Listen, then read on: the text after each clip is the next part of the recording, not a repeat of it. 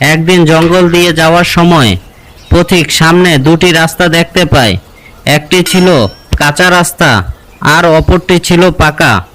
পথিক কোন রাস্তা দিয়ে গেলে কি হয় দেখতে আমাদের ইউটিউব চ্যানেলটি সাবস্ক্রাইব করে দিন এবং ফেসবুক পেজ থেকে দেখলে পেজটি ফলো করে দিন এবং কমেন্টে লিখে দিন কোন পাতায় গাছ হয় কিন্তু ফুল হয় না।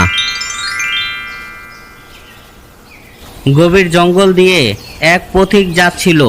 পথিক দেখতে পেল জঙ্গলের দুই পাশ দিয়ে দুটি রাস্তা চলে গেছে। একটি রাস্তা কাঁচা, অপর রাস্তাটি ছিল পাকা। পথিক চিন্তায় পড়ে গেল সে কোন রাস্তা দিয়ে যাবে।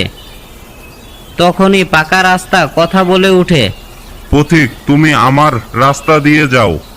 দেখছো না আমাকে দেখতে কি সুন্দর লাগছে? আমার রাস্তা দিয়ে গেলে তোমার কষ্টও কম হবে, তুমি আরামে তোমার গন্তব্যে পৌঁছে যেতে পারবে।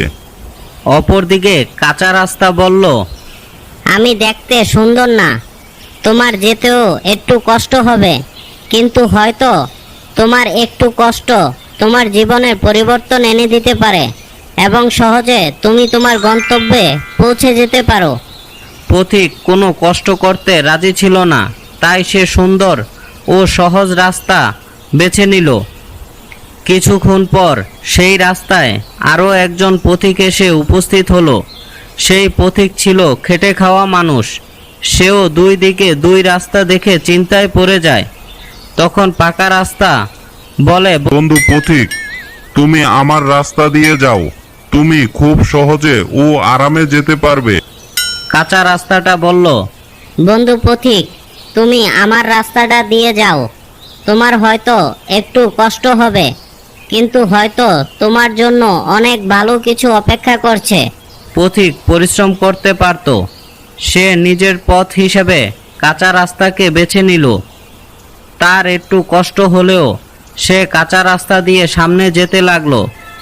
সামনে কিছু দূর যাওয়ার পর সে একটি গাছের নিচে গুপ্তধন দেখতে পেল। সে গুপ্তধনটা মাথায় নিয়ে নিল।